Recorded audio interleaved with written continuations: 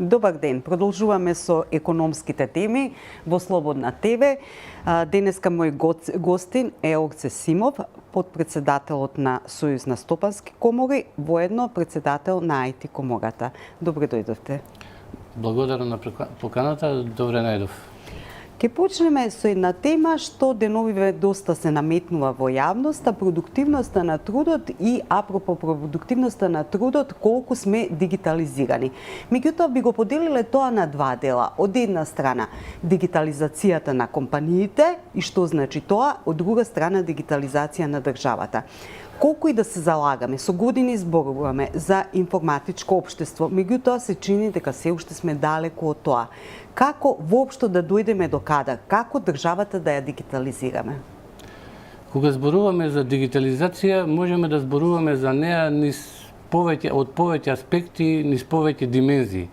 Кога станува збор за компании, дали компанијата ќе се дигитализира или не, тоа не е прашање дали сака или не сака да се дигитализира, туку тоа во иднина ќе биде прашање на опстанок, дали таа компанија ќе опстане или не.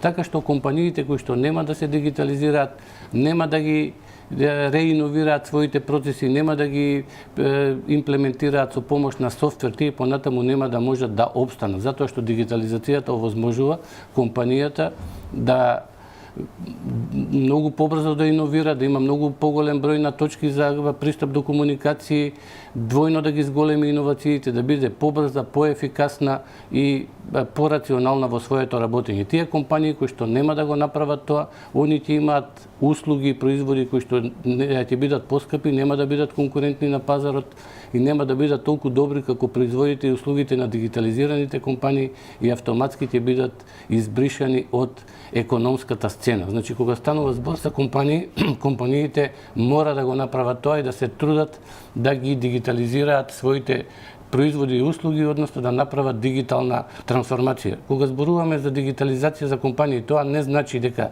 само треба да направат, да купат некој хардвер или софтвер и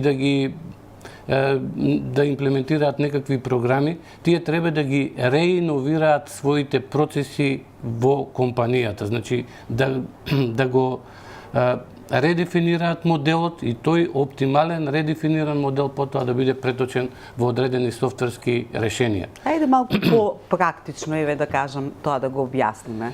Како тоа би изгледало во една да речеме, имаме некоја компанија која што продава некакви производи и услуги и сега клиентите ги нарачуваат тие производи и услуги, доаѓаат на лице место или ги бираат или се јавуваат телефонски и некој вработен треба да ги обслужува и да тој да троши дел од своето време и тоа они би можеле да го прават само додека работи компанијата.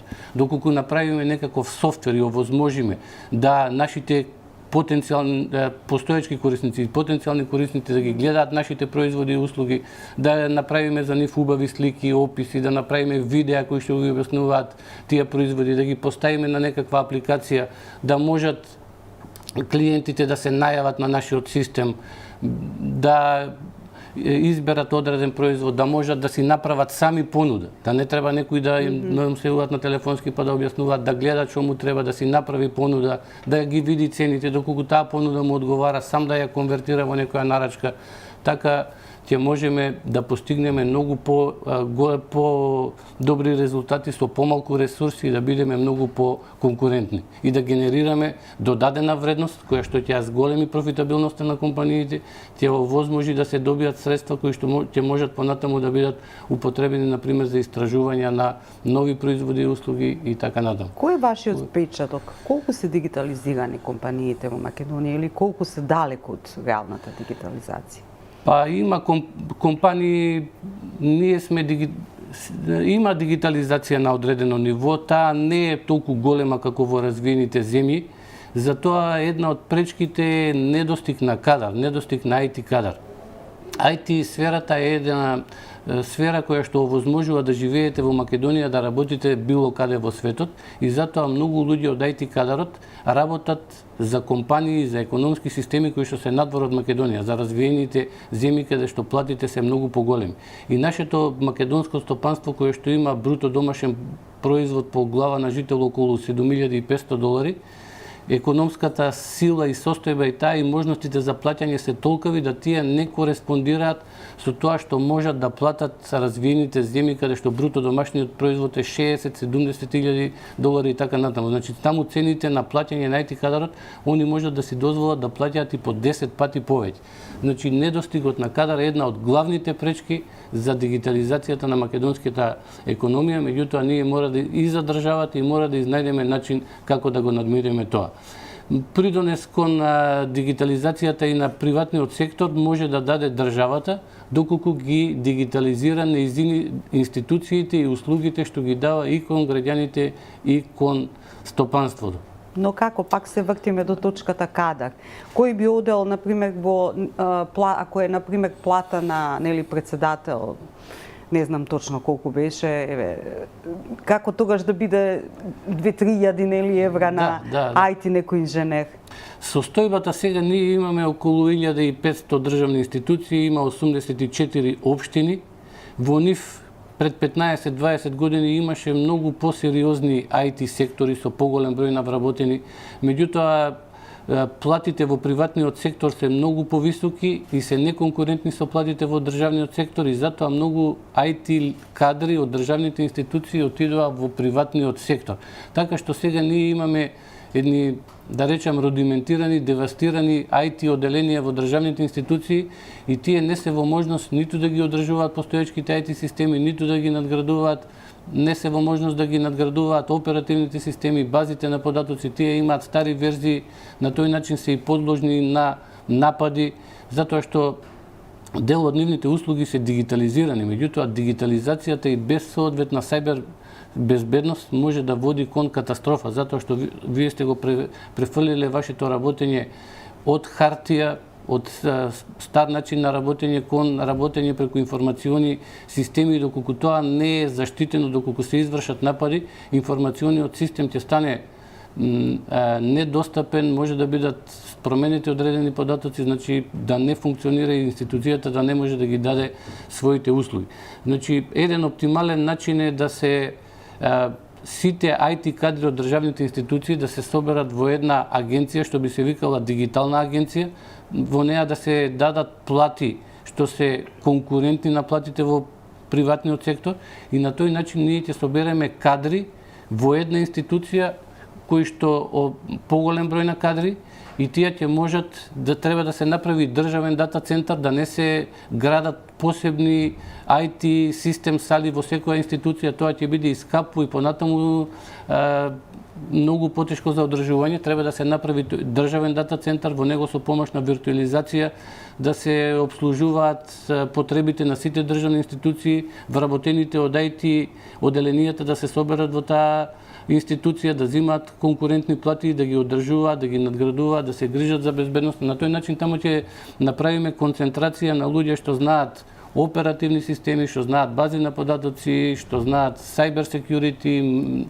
мрежа и така натаму, ќе имаме поголем број на лица концентрирани на едно место и тие ќе можат многу пооптимално со помалку средства да ги обслужуваат, да ги надградуваат и тоа ќе биде еден чекор кон дигиталната трансформација на нашите институции. Значи, ние треба да се направи опис на сите и попис на сите услуги што ги даваат сите државни институции и према граѓаните и према стопанството и тие треба одново да се реиновираат, да се види кои се потребните документи, доколку има непотребни документи, тие да се скратат, која е патеката што треба да ја помине тој случај за да компанијата или граѓанинот ја оствари услугата и на тоа ќе води и кон намалување на корупцијата. Корупцијата е многу изразена кај нас сега во Македонија и тоа е една од главните пречки за развојот и на економијата. Ја гледав еден извештај сега на Светска банка каде што Македонија најтешко се справува со корупција од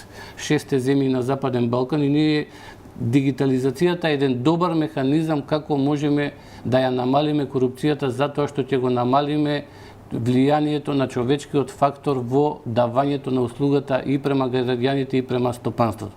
И сето тоа ќе води и кон една оптимизација, ефикасност и поголема продуктивност, затоа што и граѓанинот и компанијата за да остварат одредена услуга не треба да одат во институцијата, од една институција во друга институција со хартии, со документи, да чекаат на шалтери и така натаму, туку тоа ќе можат да го направат од својот мобилен телефон, од својот компјутер и се до тоа ќе води кон една и поголема продуктивност, со крајна цел поголема благосостојба во нашето општество, во државата, подобри услови за живење и задржување на нашето население во Република Македонија и намалување на емиграцијата. Вака кога зборувате за корупцијата, се прашувам дали било кој да е на власт има политичка волја да направи таков систем по кој што се ќе биде под контрола.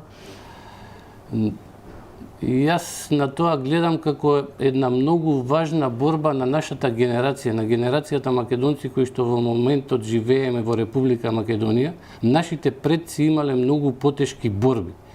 Они имале борби да треба да се борат за независност и во тие нивни генерацијски борби влогот бил сопствениот живот и многу наши предци ги положиле сопствените животи за тоа што ние го имаме денес. Борбата на нашата генерација сега е многу полесна. Ние имаме држава, имаме институции. Нашата борба практично е да го работиме тоа за кое што сме платени, таму кај што сме, на начин како што треба и со посветеност, морал, етика и ниво на работење на ниво. Во тоа се состои нашата борба. И ние мора да изнајдеме начини како да се вложиме повеќе, да дадеме повеќе од себе, Македонија да ја направиме пожелна и успешна земја за живење. Така. Сега ќе се префрлиме на онаа ваша втора функција, подпредседател на Сојуз на стопански комори. Видовме антикризни мерки и видовме дека во пакетот од мерки од 492 милиони евра за фирмите, според извештајот на владата, може да се види дека безмалку 250 милиони евра се кредити. Дали било какви да се условите таму има, нели, мислам дека има еден дел бескаматна една транша со ниски камати. Дали во моментот кредитите може да помогнат на компаниите, дали ти имат капацитет да земат кредит и да вратат кредит? Условите за работење последните неколку години се влошија, почнувајќи од ковид кризата, па потоа енергетска криза и последната година имаме, 2023 според прогнозите на Светска банка ќе имаме некој благ раст на економијата, кој што ќе се движи околу 1,8%. На нас, за да обезбедиме поголеми плати, за да обезбедиме поголема благосостојба, поголеми пензии, државата да може подобро да функционира, здравството да биде подобро, образованието, ни треба поголем раст. Со тоа што го имаме до сега како модел, нема да го постигнеме тоа. Значи, ќе биде нешто слично како на тоа што било во изминатите години. Сме имале раст од 2-3%. Неодамна Европска комисија излезе со едно нивно видување дека ние за 10 години треба да го дуплираме бруто домашниот производ. За да го направиме тоа, на нас во просек ни треба секоја година по 7% раст.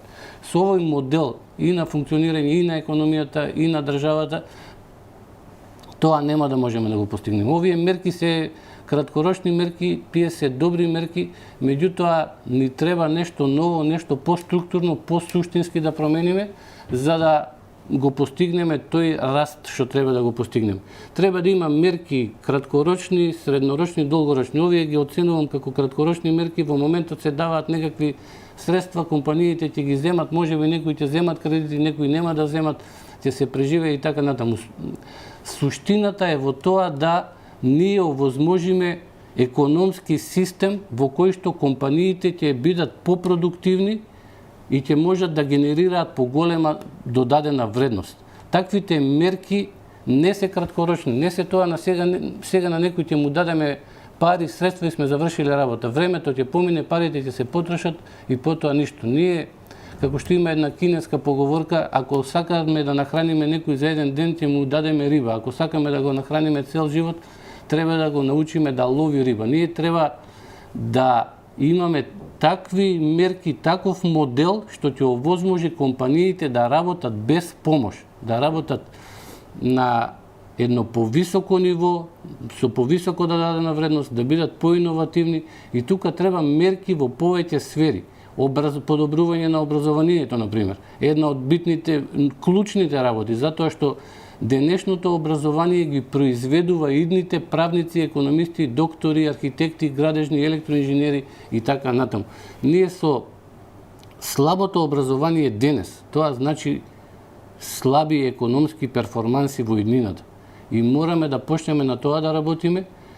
Кога зборуваме за држава, за економски систем, тоа се големи системи, тоа се инертни системи. Тоа што сега ќе го направиме, вистинска мерка со што сега ќе ја направиме, ќе даде резултат после 15-20 години. Меѓутоа, ние мора да го изнајдеме вистинскиот модел, вистинските мерки и да обстоиме на тоа подолг временски период. Тука може многу работи да се направат. Така. Кога зборуваме исто мерка е нели субвенционирање на придонеси за оние кои што ќе изголемат платите од 3 до 9.000 денари. Еве, ако раководите сега со една поголема фирма, дали би се осмелиле на таков чекор да направите едно поголемо зголемување на плати ако ви субвенционираат придонеси? Според мене и според моите сваќања би кажал дека мерката е добра, но не е доволно добра. Јас повеќе ги сакам суштинските мерки, затоа што сметам дека тоа што е систематско и суштинско и што е долгорочно, тоа е вистинското, иако не дава веднаш резултат. Значи, да направиме таков модел, такви системи, такви мерки, кои што ќе дадат резултат вистински и нереверзибилен после 15 години. Ова е добро со зголемување. Ние мора да најдеме начин да ги зголемиме платите. Меѓутоа, ние сега, да речеме, компаниите ќе ги зголемат платите за тој опсек колку што обезбедува таа мерка, ама они треба нето платата да ја обезбедат и дел од придонесите. И после одреден краток временски период мерката ќе помине. Ако нема основа, како ќе продолжат понатаму компаниите да ја даваат таа плата? Што ако има потреба да се вратат повторно на претходната плата? И дали они ќе генерираат приходи за да ја зголемат нето платата за тој износ? Ние се наоѓаме сега во една ситуација каде што трошоците на работење се зголемуваат, а приходите се намалуваат, главно и поради одливот на население од државата. Главен проблем, главен негативен фактор и за развојот на економијата понатаму е демографијата. Ние имаме голем одлив на население. Тоа значи дека се намалува базата на купувачи во Македонија за било што, и за банки, и за мобилни оператори, и за некој што продава храна, облека и така натаму. Значи, тоа покажува дека тој ќе има помал број на потенцијални клиенти, помал број на купувачи и така, би го заокружила овој разговор со вашите очекувања за 2024. Според ова што го кажавте, доста е комплицирана состојбата, меѓутоа, еве, што би било најважно, од каде да се тргне за да се протука подобро 2024? 2024 година, според исто така предвидување на Светска банка, која што има доста релевантни истражувања, Македонија ќе има раст од прилика 2,5%. Тој раст, за жал, ќе биде најмал од 6 земји на Западен Балкан и нивните предвидувања се такви. 24, 25 и 26 во наредните 3 години, дека ќе имаме најслаб економски раст од останатите 5 земји на Западниот Балкан, заедно со нас 6. Не очекувам, доколку не промениме нешто, доколку не направиме некои суштински промени, не ги идентификуваме главните проблеми, не изнајдеме решенија за нив што ќе дадат одржливи резултати на долг рок од 15 до 20 години, ние ќе се движиме по таа траекторија како што се движиме сега. Растот ќе биде од 2 до 3% годишно и тоа е тоа. Неразумно е да се очекува дека ако не направиме посуштински реформи, поструктурни промени, дека ќе направиме раст од 10%. Ако се остане исто, зашто би направиле? Ќе биде пак од 2 до 3%, што не е доволно. Мора да направиме, да идентификуваме што е тоа што располагаме, кои се нашите предности, кои се нашите полиња, да речеме една од полињата на кои што може да се повеќе даде акцент е туризмот. Тамо за последните 5 години се дуплирани приходите, значи тоа поле може да ни даде некаков резултат со него многу големи вложувања, практично со тоа што го имаме сега. Ние имаме многу неоткриени дестинации, тој потенцијал треба да го искористиме. Значи, треба да ги пронајдеме нашите компаративни предности, што е тоа што го имаме, што можеме да правиме, што треба да направиме, да го подобриме образованието, затоа што од него зависи во иднина какви ќе бидат нашите перформанси. Имаме можности, имаме сили, треба малку повеќе да веруваме во нас. Во минатото се покажало дека нашите предци можеле да градат и патишта, и нискоградба, и високоградба, и енергетски капацитети, и разни производи, да ги, не само за Македонија да си ги градиме самите ние, туку и сме продавале во целиот свет. Сега имаме малце намалена доверба во самите нас, мислиме дека некои други можат многу повеќе, меѓутоа можеме и ние, и се надевам дека во иднина многу подобро ќе работиме. Господин Симов, ви благодарам за ова прекрасно интервју. Со вас е секогаш задоволство и секогаш е кусо време за да се каже се што сакаме. Благодарам многу на поканата. Ви благодарам. Ние продолжуваме со програмата на Утрински печат.